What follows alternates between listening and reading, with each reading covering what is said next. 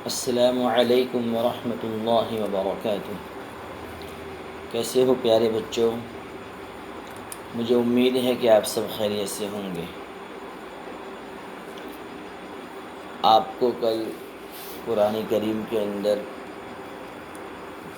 جو سبق دیا گیا، مجھے امید ہے کہ آپ نے اس کو یاد کیا ہوگا۔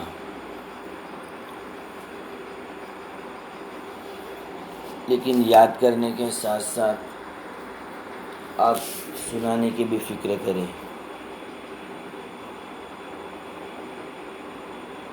آپ قرآن کریم کو روزانہ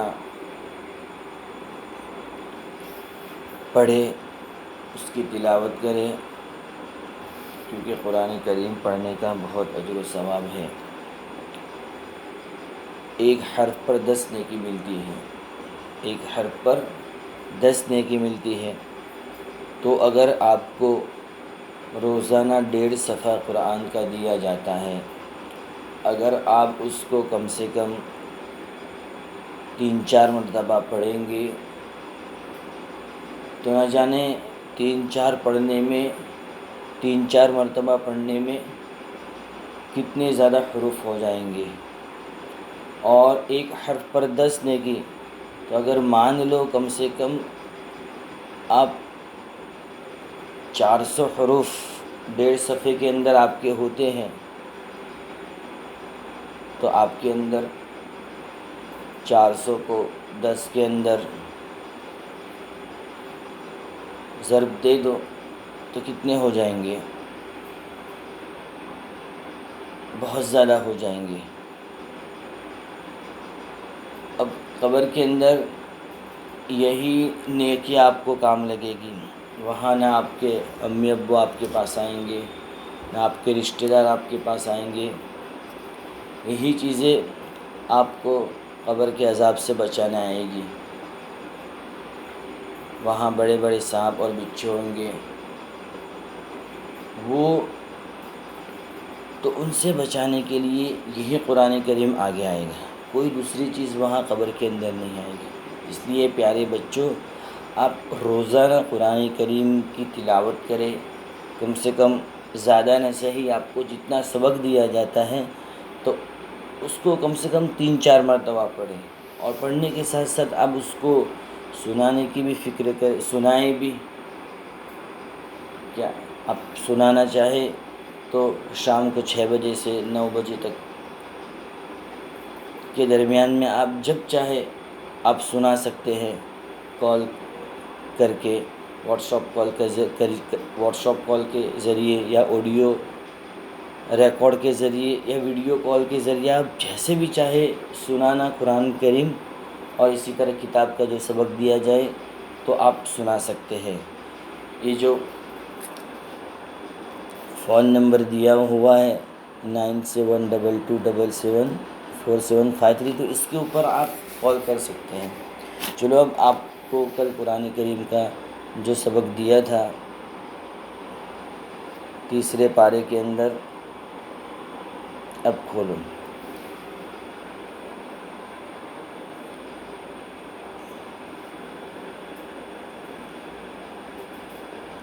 جہاں تک آپ کو سبق دیا تھا اب آگے پڑھتے ہیں۔ اب دھیان سے سنو، میں پڑھتا ہوں، آپ بھی من میں پڑھو میرے ساتھ۔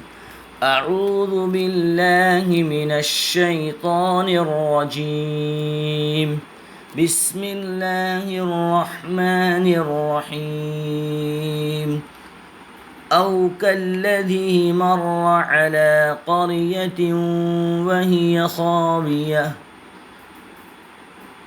وهي خاوية على عروشها قال أنى يحيي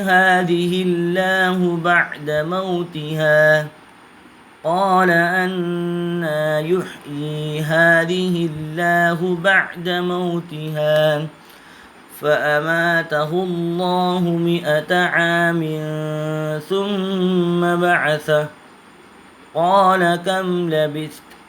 قال لبثت يوما أو بعض يوم قال بل لبثت 100 عام۔ یہاں رکیں گے۔ فانظر إلى طعامك وشرابك لم يتسنه وانظر إلى حمارك ولنجعلك آية للناس وانظر إلى العظام. یہاں رک جائیں گے. كيف ننشزها ثم نكسوها لحما فلما تبين له قال أعلم أن الله على كل شيء قدير. وإذ قال إبراهيم رب أرني كيف تحيي الموتى قال أولم تؤمن قال بلى ولكن ليطمئن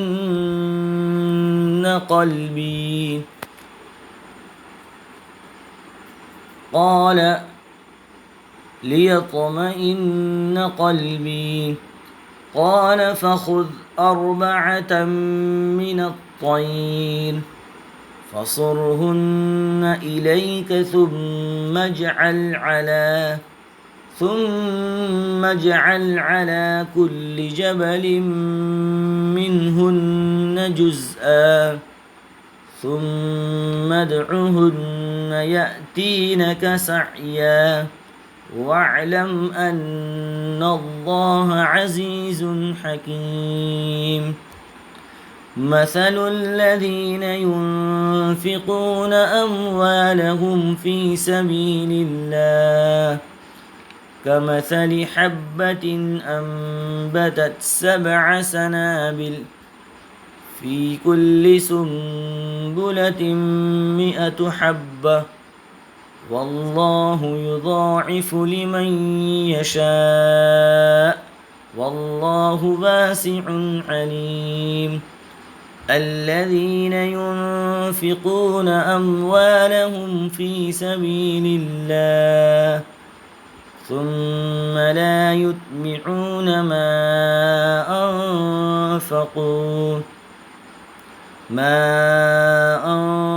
أنفقوا منا ولا أذى لهم أجرهم عند ربهم ولا خوف عليهم ولا هم يحزنون. قول معروف ومغفرة خير من صدقة يتبعها أذى والله غني حليم. بس آپ کا سبق یہاں تک رہے گا. پیارے بچوں، آپ کو جو کچھ یہ سبق دیا گیا اس کو ضرور پڑھیں، کیونکہ اگر آپ پڑھیں گے نہیں، اس کی تلاوت نہیں کریں گے تو آپ قرآن کریم پڑھنا بھول جائیں گے، اور آپ کو قرآن سیکھنے میں 5-6 سال کا جو وقت لگا وہ آپ کا وقت ضائع ہو جائے گا، اور قرآن بھولنے کا گناہ ہوگا وہ الگ. اس لیے آپ روزانہ جو دیا جاتا ہے سبق اس کی ضرور تلاوت کریں.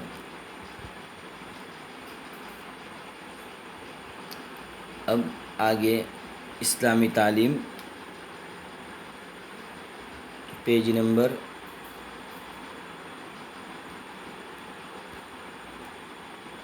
85 کھولو. تیمم کے فرض کتنے ہیں؟ تیمم کے فرض 2 ہیں. تیمم کے صرف 3 فرض ہیں. سب سے پہلا فرض ارادہ کرنا. کس چیز کا ارادہ کرنا؟ یعنی حدث اصغر یا حدث اکبر سے پاک ہونے کی نیت کرنا. حدث اصغر یعنی چھوٹی ناپاکی، اور حدث اکبر یعنی بڑی ناپاکی. تو حدث اصغر یا حدث اکبر سے پاک ہونے کی نیت کرنا. دوسرا،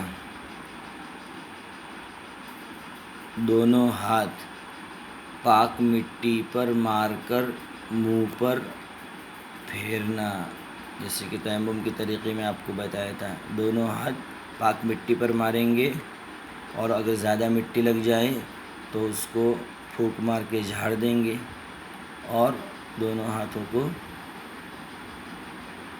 دونوں ہاتھ کے اوپر کوہنیوں سمیت پھیریں گے. تیسرا، دونوں ہاتھ پاک مٹی پر مار کر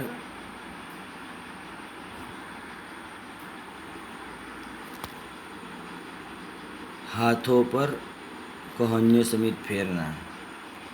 اور اس سے پہلے جو تھا وہ پہلا منہ پر پھیرنا.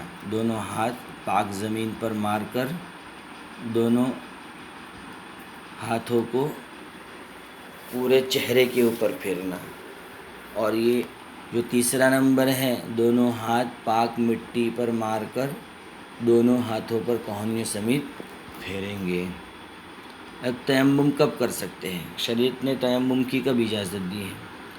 تو سب سے پہلے تیمم اس وقت کر سکتا ہے جب کہ پانی 2.25 کلومیٹر دور ہو. آپ سفر کے اندر کسی ایسی جگہ پر گئے ہیں جہاں پانی کا نام و نشان نہیں ہے. کتنے ایریے میں پانی موجود نہیں ہے؟ آپ کے دائیں بائیں، آگے پیچھے، دور دور تک 2.25 کلومیٹر کے ایریے کے اندر پانی موجود نہیں ہے. تو ایسے صورت کے اندر آپ تیمم کر سکتے ہیں. آپ تیمم کر کے نماز پڑھنا چاہیں نماز پڑھ سکتے ہیں. دونوں ہاتھوں کو پاک زمین پر مارو. پہلے ارادہ کرو حدث اکبر اور حدث اصغر سے پاک ہونے کی. اس کے بعد دونوں ہاتھ پاک زمین پر ماریں گے اور پورے چہرے کے اوپر پھیریں گے. اور اس کے بعد دوسرا، دونوں ہاتھ پاک زمین پر مار کر دونوں ہاتھوں کو کوہنیوں سمیت دھوئیں گے. دوسرا، اپنے تجربے یا کسی پکے حکیم کے کہنے سے اس بات کا خطرہ ہو کہ پانی استعمال کرنے سے مرض بڑھ جائے گا. اب بیمار ہے، پانی تو موجود ہے لیکن اب بیمار ہے. اب کسی تجربہ کار ڈاکٹر نے کہا ہے کہ ابھی جب تک آپ بیمار ہو اس وقت تک پانی استعمال مت کرنا. اگر آپ پانی استعمال کریں گے تو آپ کی بیماری بڑھ جائے گی. تو ایسی صورت میں تیمم کرنے کی اجازت دی ہے. اسی طرح تیسرا، پانی اتنا ہو کہ اگر وضو کرے تو پیاسا رہ جانے کا اندیشہ ہو. پانی تو موجود ہے آپ کے پاس، کہیں سفر میں گئے ہیں، لیکن پانی اتنا ہے کہ اگر اس پانی کو وضو کے اندر استعمال کر لیں گے تو پھر پینے کے لیے پانی آپ کے پاس نہیں بچے گا. تو ایسی صورت میں تیمم کرنا چاہیں تو کر سکتے ہیں. چوتھا، کنواں ہو مگر ڈول رسی نہ ہو. آپ کسی کھیت میں یا کسی ایسی جگہ پر گئے ہیں جہاں پانی نہیں ہے.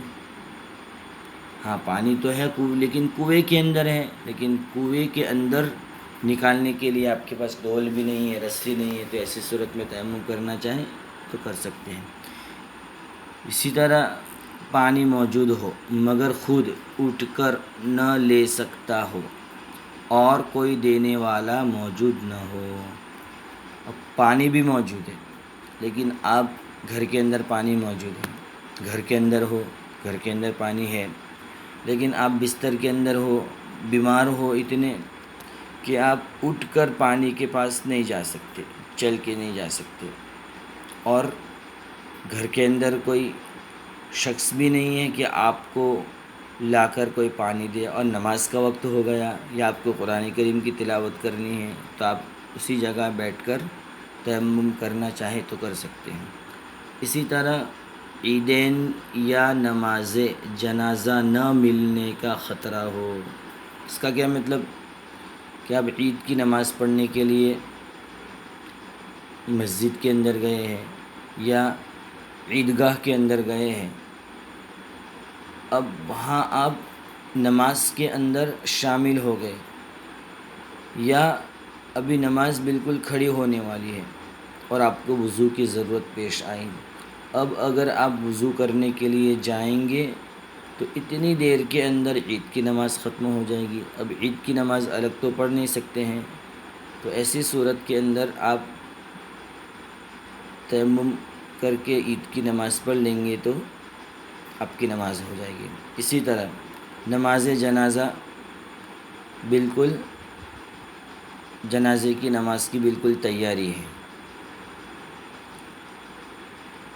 اب جنازے کی نماز میں دیر نہیں لگتی ہے، 2 منٹ کے اندر نماز جنازہ ہو جاتی ہے۔ اب وضو کرنے جائیں گے تو جنازے کی نماز ختم ہو جائے گی، اور آپ کو وضو کی ضرورت پیش آئے تو آپ تیمم کر کے جنازے کی نماز پڑھنا چاہے تو پڑھ سکتے ہیں۔